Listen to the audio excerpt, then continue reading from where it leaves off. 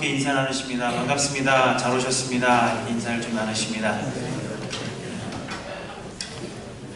예배실에 들어오면 제가 누누이 얘기하지만 너무 경직되게 계세요. 그래서 찬양할 때 기쁘면 박수를 좀 치시면서 찬양하셔도 되는데 몇몇 분이 아주 소심하게 칠래다 말래다 그러셨습니다. 그래서 좀 자유롭게 찬양하시고 하나님 앞에 다윗 왕처럼, 그렇다고 옷이 막 벗겨지고 이러면 안 되겠지만 다윗 왕처럼 좀 즐겁게 하나님 앞에서 어린아이의 그런 심정으로 함께 찬양하는 그런 할렐루야 교회 성도님들이 되시기를 바랍니다. 저는 영화 보는 걸 별로 좋아하지 않습니다. 저는 이렇게 집중하는 거, 이렇게 뭐 몇 시간 동안 집중하는 거 이런 거 잘 못하는데, 영화를 보게 되면 한 2시간, 3시간을 집중을 해야 되기 때문에 그래서 영화 보는 걸 별로 좋아하지 않습니다. 영화가 시작되면 이게 또 언제나 끝날까 이런 생각을 하게 되는데, 그래서 영화를 좋아하지 않다 보니까 기억에 남는 영화도 많지 않습니다. 그런데 유독 제 기억에 남는 한 영화가 하나 있습니다. 제가 좀 힘든 일이 있어서 몸도 아프고 뭐 이래서 집에 누워있을 때 할 일도 없고, 그래서 영화를 한 편을 틀었는데, 이 영화가 고대의 남자들이 이 자신의 조국과 또 사랑하는 사람을 위해서 목숨을 걸고 싸우는 그러한 영화였습니다. 그래서 제가 그 영화를 보면서 저 사람들은 저렇게 목숨 걸고 싸울 만한 일이 있는데 나는 이 몸이 아파서 이 침대에 누워서 지금 이거 뭐하고 있는 건가, 제 스스로를 한탄하면서 눈물을 흘리며 보았던 영화가 한 편이 있습니다. 트로이라는 영화인데요, 제가 왜 이 영화를 보면서 울었는지에 대한 자세한 말씀은 다음에 번에 말씀드릴 그런 기회가 있을 거라고 생각이 되고요.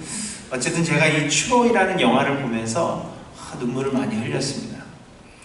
그런데 이 트로이라는 영화를 보면 그리스가 주변의 나라들을 정복하는 데 있어서 가장 큰 공을 세운 아킬라스라는 그런 사람의 이야기가 나옵니다. 여러분 아킬라스 건 아시죠? 아마 그 사람인 것 같아요. 그래서 그리스의 가장 큰 공을 세운 아킬라스라는 사람의 이야기가 나오는데, 이제 그리스가 데살로니가와 전쟁을 벌이고 있었습니다.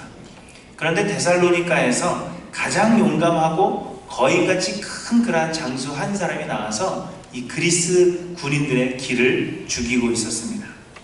마치 이스라엘과 블레셋이 전투를 하는 동안에 그 블레셋의 골리앗이 나타나서 이스라엘 백성들 앞에서 이스라엘의 길을 죽였던 것처럼, 이렇게 큰 장수가 나와서 데살로니가 군대의 길을 살리고 그리스 군대의 길을 막 죽이고 있었습니다. 그러자 그리스 왕이 이 한 소년을 시켜서 가서 아킬라스를 데리고 와라, 그렇게 이야기를 합니다. 이 소년이 왕의 명령을 듣고 이제 아킬라스를 만나러 가서 전투에 나갈 채비를 하고 있는 아킬라스에게 이렇게 말을 합니다. 장군님이 싸울 사람은 데살로니가 사람인데 내가 본 사람들 중에 가장 큰 거인입니다. 내가 만약 장군님이라면 저는 그 사람과 싸우지 않을 것입니다. 그러자 아킬라스가 이렇게 대답을 합니다. 그러니까 아무도 내 이름을 기억하지 못하는 거야. 그렇게 이야기하고는 이 아킬라스가 아주 멋있게 말을 탁 타고 그 전쟁터로 길을 떠납니다. 아킬라스가 말한 것처럼 가만히 있어서는 그 어떤 영광도 얻지 못할 뿐만 아니라 자신의 이름조차 세상에 낼 수가 없습니다. 사람이 어떠한 영광을 얻고자 한다면 가만히 있을 것이 아니라 움직여야 하고 무엇이 되든지 그 일을 감당해야 합니다. 아무것도 하지 않으면서 영광을 얻는 그러한 사람은 이 세상에 존재하지 않습니다. 그런데 하나님은 우리를 영화롭게 하시기 원하신다 말씀하십니다. 하나님의 구원은 우리의 죄를 용서하시고 영원한 생명을 주시는 것으로 끝나는 것이 아니라, 우리로 하여금 예수 그리스도의 그 영광에 참여하여서 우리가 세상에서는 얻을 수 없는 그 놀라운 영광을 우리가 받는 데까지, 거기까지가 하나님의 구원이라 하는 것입니다. 곧 우리가 받는 구원은 사면을 받아서 감옥에서 나왔어도 여전히 별 몇 개를 달고 그리고 어두운 곳에서 조용히 지내는 그런 전과자로서의 삶을 사는 것이 아니라, 하나님께서 우리를 구원하신 그 구원은 우리를 빛으로 나오게 하셔서 우리에게 완전히 새로운 삶을 살게 하시며, 그래서 예수 그리스도가 받으실 그 영광에 우리도 함께 참여하게 하는 것, 그래서 예수님이 받으실 그 놀라운 영광을 우리들도 함께 그 영광을 받게 하시는 것까지, 거기까지가 하나님의 구원이라 하는 것입니다. 우리의 구원의 여정을 보면 하나님께서 먼저 우리를 찾아오셔서 우리를 불러주시는데 이것을 우리가 소명이라 이야기합니다. 하나님이 우리를 불러주셨다 하는 것입니다. 우리를 택하시고 구원하시겠다 작정하셔서 하나님의 완전하신 때에 우리를 불러주시는 것, 이것이 소명입니다.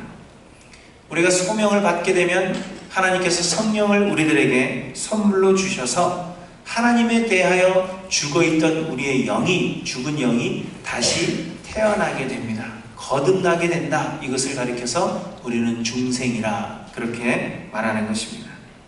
우리 안에 성령으로 거듭나게 되면 이제 우리 안에서 성령님께서 역사하심으로 말미암아 우리의 모든 죄가 생각나게 되는데 그것을 뉘우치며 하나님 앞에 기도하는 것을 우리는 회개라 이야기합니다. 그리고는 우리의 모든 죄를 용서하시는 하나님과 우리가 이렇게 죄인임에도 불구하고 우리의 죄값을 대신하여 십자가를 지신 예수 그리스도께서 우리의 유일한 구원주가 되신다 하는 것에 대한 그 믿음에 생기게 되고, 그리고 그 믿음이 생기게 되면 하나님께서는 그 믿음으로 말미암아 우리를 의로운 자라 칭해 주시는 것입니다. 이것을 칭의라 합니다. 우리가 정말 의로운 것은 아니지만 우리가 예수 그리스도를 믿었기 때문에 그 믿음으로 의로운 사람이라 인정해 주신다 하는 의미입니다. 그리고 우리가 칭의를 받게 되면 이제 하나님의 자녀로 입양이 되어서 하나님의 자녀로서의 권세를 누리며 살아가게 되는 것입니다. 그리고는 예수 그리스도를 닮아가는 그러한 성화의 과정을 거쳐서 우리가 마지막에 하나님 나라에 가게 되고 그것에서 영화롭게 되어 하나님의 영광을 받게 되는 것입니다. 우리의 구원은 죄사함으로 받은 것으로 끝나지 않고 이렇게 하늘나라까지 인도되어져서 그리스도의 그 영광을 받는 데까지가 우리의 구원이라 하는 것입니다. 지금 우리는 아직 완전한 영광을 받지 못하고 그러나 하나님의 자녀로 입양되어져서 성화의 과정 가운데 와 있는 것입니다. 그래서 예수 그리스도의 십자가의 은혜를 인하여 믿음으로 말미암아 우리의 구원은 시작되었지만 그러나 아직 우리의 구원을 완전히 이룬 것은 아니라 하는 사실을 우리는 기억해야 합니다. 예수님을 믿고 구원을 얻었다 고백하면서도 우리가 여전히 실수하고 죄를 짓게 되는 이유가 바로 여기에 있는 것입니다. 우리가 구원을 얻었지만 그러나 아직 완전히 이룬 것은 아니기 때문에 아직도 그 구원을 완전히 이루어가는 그 과정 가운데 있기 때문에 우리가 여전히 실수하게 되는 것입니다. 빌립보서 3장에 바울은 내가 이미 얻었다함도 아니요 온전히 이루었다함도 아니라 오직 내가 그리스도 예수께 잡힌 바 된 그것을 잡으려고 쫓아가노라 이렇게 고백하면서 2장에서는 두렵고 떨리는 마음으로 너희 구원을 이루라 이렇게 우리에게 권면하고 계시는 것입니다. 로마서 1장 17절에도 복음에는 하나님의 의가 나타나서 믿음으로 믿음에 이르게 하나니 기록된 바 오직 의는 믿음으로 말미암아 살리라 함과 같으니라 이렇게 우리에게 말씀하십니다. 곧 우리의 구원을 완전히 이룬 것은 아니지만 예수께서 우리를 위해 십자가를 지심으로 우리를 구원하셨다 하는 그 믿음으로 말미암아 우리의 구원을 이루실 것이라 하는 그 완전한 구원에 이르는 믿음에 이르게 된다 하는 것입니다. 우리는 이 믿음을 가지고 내 구원이 시작되었지만 아직 이룬 것은 아니지만 그러나 내 작은 믿음을 통하여서 하나님께서 완전히 이루실 것이라 하는 그 믿음을 가지고 우리는 살아가는 것이라 그렇게 말씀하고 계시는 것입니다. 우리의 구원은 이미 끝난 것이 아니라 하나님의 나라에서 영광을 받을 때 구원을 온전히 이루게 되는 것입니다. 그러므로 사랑하는 성도 여러분, 우리는 하나님의 나라에서 그리스도의 그 영광에 참여하도록 구원을 이루는 일에 힘써야 한다 하는 것입니다. 그런데 이 영광은 가만히 있어서는 얻을 수 없다 하는 것입니다. 하나님께서 우리를 이 땅에 남겨두시고 우리를 교회로 불러내어 우리에게 맡기신 사역을 우리가 감당함으로 우리는 성화의 과정을 거쳐 나가게 되고 우리가 그 사역을 충성스럽게 감당함으로 영광에 이르게 되는 것입니다. 곧 교회 안에서 우리가 감당해야 될 이 사역, 하나님께서 우리에게 맡기신 그 사역들은 예수 그리스도의 영광에 참여하도록 하시기 위해 하나님께서 우리에게 예비하신 기회요, 우리에게 주신 은혜라 하는 것입니다. 기독교의 성화는 불교나 힌두교처럼 혼자서 돌을 닦고 깨달음을 얻어서 거룩해지는 것이 결코 아닙니다. 기독교의 성화는 한 몸의 여러 부분들로서 서로 연락되고 하나가 되어서 예수 그리스도의 온전한 몸을 이루어 갈 때, 우리가 예수 그리스도의 그 몸의 한 부분으로 되어져 가는 것을 우리는 성화라 그렇게 부르는 것입니다. 다른 종교에서는 내가 돌을 닦아서 내가 열심으로 무슨 일을 해서 내 스스로가 변화되어지는 것, 내 스스로가 거룩해지는 것을 성화라 이야기합니다. 그러나 기독교에서 말하는 하나님이 말씀하시는 우리가 이루기를 원하시는 그 성화는 우리가 어떻게 변화되는 것이 아니라 내가 그리스도의 한 몸의 한 부분으로서 완전히 맞추어져 가는 것, 끼워져 가는 것, 그것을 가리켜서 성화라 이야기하는 것입니다. 우리는 우리의 몸을 세우려 하는 것이 아니라 예수 그리스도의 몸을 세우려 하는 것이기 때문입니다. 교회는 각 사람의 몸을 세우는 것이 아니라 예수 그리스도의 몸을 교회가 세워나가는 것이기 때문에 우리의 성화는 내 개인적인 삶의 변화가 아니라 그리스도의 한 몸으로서의 끼워져 가고 맞춰져 가는 것, 그것이 성화라 하는 것을 우리에게 말씀해 주십니다. 혼자 거룩해지는 것이 성화가 아니라 이 사람과도 사역해도 문제가 없고 저 사람과 사역해도 아무런 문제가 없으며 사람들이 다 힘들어하는 그런 사람과도 쉽게 어우러져서 하나님의 일을 감당할 수 있는 사람이 되는 것, 그래서 그리스도의 한 몸으로 그리스도의 장성한 분량에까지 함께 성장해 가는 것, 이것을 우리는 성화라 이야기하는 것입니다. 그래서 이 성화를 이루기 위해서는 교회 안에서 맡겨진 사역을 충성스럽게 감당해야 한다 하는 것입니다. 나 혼자 생각하고 말씀 묵상하고 돌을 닦아서 성화되어져 가는 것이 아니라 교회 안에서의 사역을 통해서 다른 사람들과 부딪히고, 그래서 내 몸이 깎여져 내려가고 내 성격이 변화되고, 그래서 그리스도의 한 몸으로 완전히 맞추어져 갈 때 우리는 그것이 성화라 말하기 때문에 우리는 우리에게 맡기신 이 사역을 충성스럽게 감당해야 합니다. 그런데 사실 많은 분들이 교회는 다니면서도 사역을 맡는 것을 주저합니다. 그것이 겸손이라, 내가 한번 거절하는 것이 겸손이라 생각하셔서 그러시는 분들도 있지만, 많은 경우에는 나에게 짐이 되기 때문에, 혹은 교회 일 하다가는 쉽게 상처를 받을 수 있다 하는 생각 때문에 그러한 경우가 많이 있습니다. 그래서 예배만 드리고 가시는 분들도 있고 전혀 교회의 어떤 사역에도 동참하지 않는 그러한 분들이 있습니다. 그러나 여러분, 사역의 목적은 일을 잘해서 어떤 성과를 거두는 것이 아니라 우리가 거룩해지는 것, 그것이 사역의 목적입니다. 나를 변화시키고 그리스도의 한 몸에 맞는 부분으로 우리를 맞추어가는 과정이라 하는 것입니다. 그래서 일이 잘 되지 않아도 좋고, 때로 다른 성도들과 트러블이 생겨나도 좋습니다. 그런 일을 통하여서 나를 한 번 더 돌아보고 그 상황에 하나님께서 나에게 원하시는 그런 믿는 자로서의 모습이 무엇인지를 생각하여서 나를 변화시켜가고, 그래서 우리 서로가 서로 맞춰져 가는 것, 그것이 바로 사역의 목적이요 성화의 과정이라 하는 것입니다.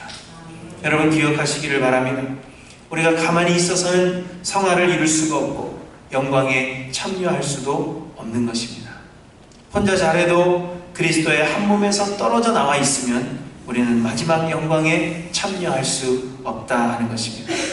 사역은 귀찮은 짐이 아니라 우리에게 영광을 얻게 하시는 하나님의 은혜이며 믿는 자들에게 주시는 특권이라 하는 것을 기억하시기를 바랍니다. 사랑하는 하일랜드 교회 성도 여러분, 구원을 이루셔야 합니다. 영광을 얻으셔야 합니다. 하나님께서 우리를 위해서 예비하신 그 마지막 날 예수 그리스도의 영광에 우리 모든 성도님들이 함께 참여해야 합니다. 우리는 그날까지 우리의 구원을 이루어가야 할 것입니다. 그래서 사역은 선택이 아니라 모든 믿는 자들에게 필수라 하는 것을 여러분 반드시 기억하시기를 바랍니다. 오늘 본문의 내용은 바벨론의 포로 생활에서 이제 예루살렘으로 아직 귀환하지 못한 이스라엘 백성들이 바사왕 아하수에로의 통치를 받던 때의 일입니다. 바사의 왕 아하수에로가 왕후를 뽑게 되는데 왕궁의 문지기였던 유대인 모르드게가 딸처럼 양육하던 이 모르드게의 사촌 에스더가 왕후로 뽑히게 됩니다.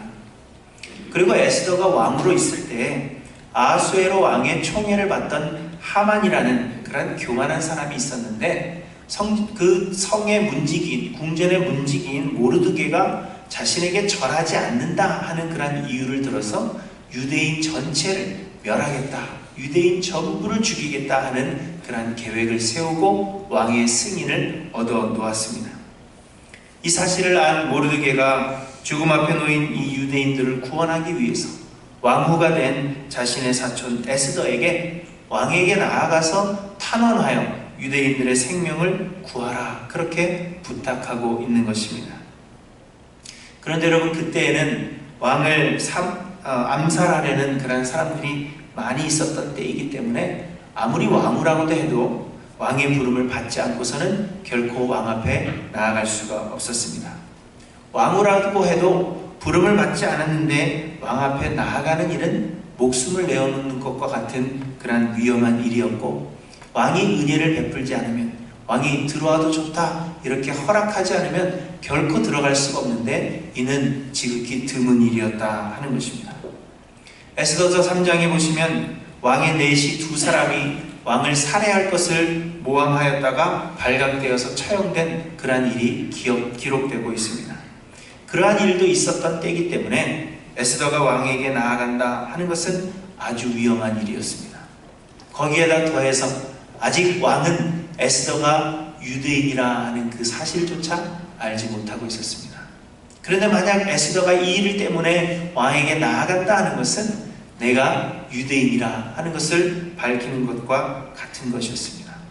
그래서 주저하고 있는 그 에스더에게 모르드게가 이야기하고 있는 것이 바로 오늘 본문의 내용입니다. 우리는 이 오늘 본문을 통해서 하나님이 맡기신 사역에 대하여 우리가 가져야 할 태도가 어떤 것인가 하는 것을 몇 가지로 배울 수가 있습니다. 첫째로, 우리의 소유와 환경은 하나님의 사역을 위해 예비하신 것이라 하는 것을 알아야 한다는 것입니다. 말씀드린 대로 에스더가 왕후라 할지라도 왕에게 나아가서 유대 민족을 위해 간구한다 하는 것은 에스더에게 있어서 목숨을 내놓는 것과 같은 일이었습니다. 차라리 왕에게 나아가지 않고 왕궁에 얌전히 앉아 있는다면, 아직 에스더가 유대인이라는 사실을 모르고 있기 때문에 유대인들은 다 죽는다고 해도 에스더는 죽음을 면하고 편안한 삶을 살 수 있을 것입니다. 그러나 오늘 본문의 14절 하반절을 보시면 모르드게가 이렇게 이야기합니다. 내가 왕후의 자리를 얻은 것이 이때를 위함이 아닌지 누가 알겠느냐. 모르드게는 여기서 유사적인 그런 표현을 쓰고 있지만 이 말의 참 의미는 내가 왕후의 자리를 얻은 것이 바로 이때를 위함이라. 하나님께서 왕후의 자리를 부모도 없이 불쌍하게 자란 그런 포로의 신분의 한 소녀에게 허락하신 것은 혼자서 호의호식하며 그 자리를 즐기고 있으라 그렇게 주신 것이 아니라 유대민족이 당할 그 고통을 아시고 그들을 구원하시기 위해서 하나님께서 계획하신 일이라 그렇게 말씀하고 있는 것입니다. 너 혼자 잘 먹고 잘 살으라고, 너 혼자 편안하고 그 자리에 앉혀주신 것이 아니라 하나님께서 이 모든 일을 알고 계시기 때문에 유대민족들을 구원하시기 위해서 너를 그 자리에 앉혀주신 것이라 그렇게 말씀하고 있는 것입니다. 창세기를 보면 비슷한 사건을 다루고 있습니다. 형들에 의해서 미디안 상인들에게 노예로 팔려온 요셉이 갖은 고난을 겪으면서 애굽의 총리가 되었을 때 식량을 구걸하러 온 형들 앞에서 요셉은 이렇게 고백합니다. 당신들이 나를 이곳에 팔았으므로 근심하지 마소서, 한탄하지 마소서. 하나님이 생명을 구원하시려고 나를 당신들 앞서 보내셨나이다. 이런 고백을 하고 있는 것을 보게 됩니다. 이처럼 우리가 지금 누리고 있는 좋은 환경과 모든 소유, 우리의 재능과 우리의 지위, 이 모든 것들이 우리의 안락하고 편안한 생활을 위한 것이 아니라 하나님이 맡기신 그 사역, 그 사역을 감당케 하시기 위해서 우리들에게 맡겨주신 일이라 하는 것입니다. 우리는 하나님의 것을 맡아서 관리하는 관리인에 불과하다 하는 것입니다. 훗날에 우리에게 맡기셨던 것에 대해서 셈하시고 하나님께서 우리가 어떻게 그것을 잘 사용하셨는가 계산할 그러한 날이 온다 하는 것을 우리들에게 분명하게 말씀해 주고 계십니다.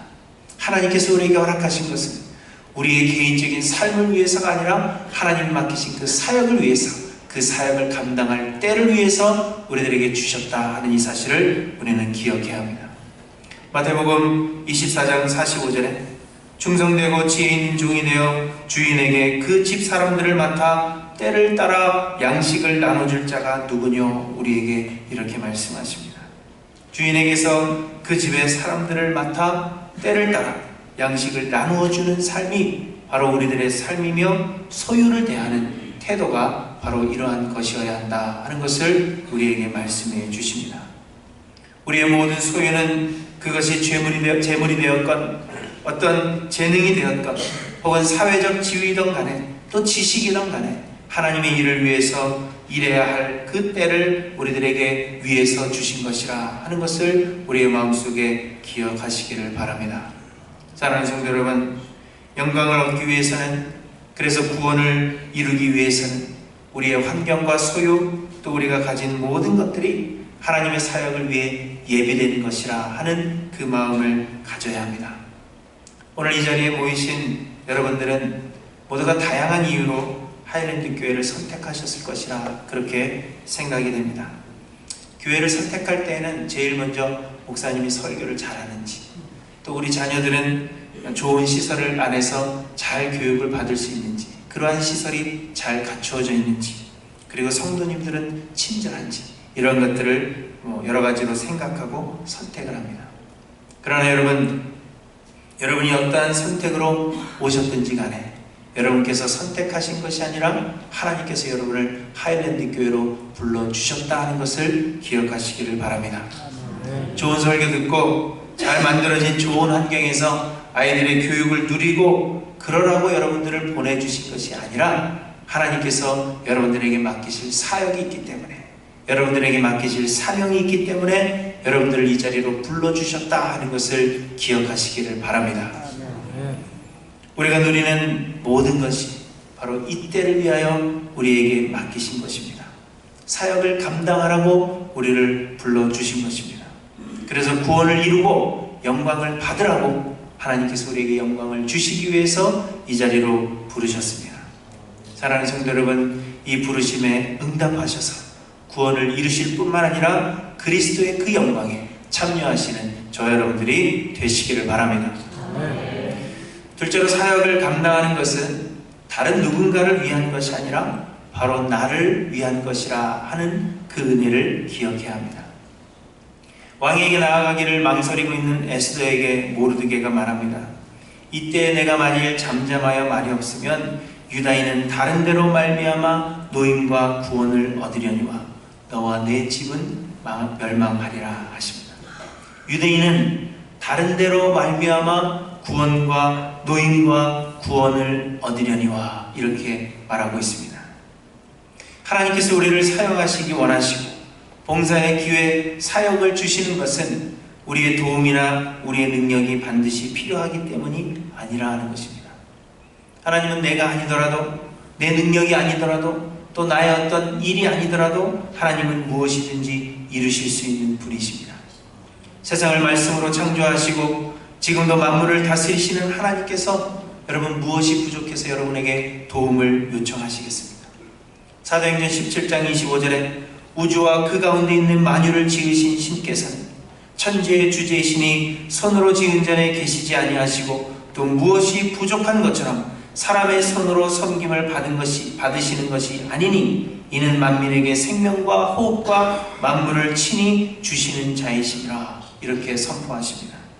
하나님은 우리의 섬김이나 봉사가 반드시 필요한 분이 아니라는 것입니다. 우리가 하나님의 일하기를 주저한다면 하나님은 다른 사람을 통해서 일하실 수 있다 하는 것입니다. 심지어는 누가복음 3장 8절에 말씀하신 것처럼 길가의 돌들로도 아브라함의 자손을 만드실 수 있는 그 하나님께서는 길가의 돌들을 통하여서도 하나님의 계획하신 일들을 이루실 수 있다는 것입니다. 민수기 22장에 보시면 이스라엘을 향하여 저주하려고 하는 발람 선지자에게 경고하시기 위해서 나귀의 입을 사용하셨다 하는 것을 여러분 들어보셨을 것입니다. 내가 아니더라도, 내 능력이 아니더라도, 나의 어떤 지능이 아니더라도 하나님은 원하시고 계획하시는 일들을 이루실 수 있는 분이십니다.